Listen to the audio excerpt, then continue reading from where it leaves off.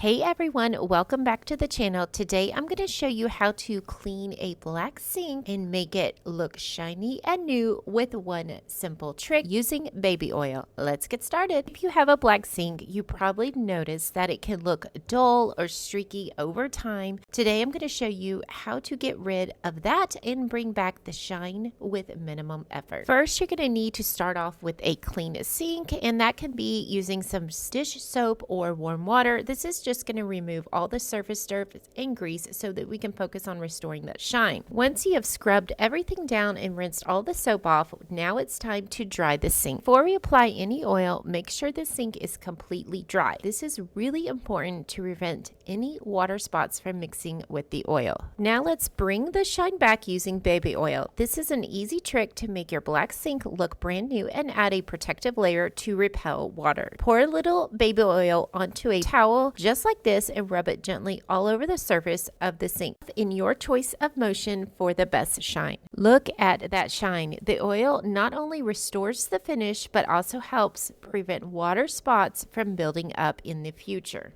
You can also use your towel and wipe down any of your faucets that are black. This will help keep the shine on your faucet.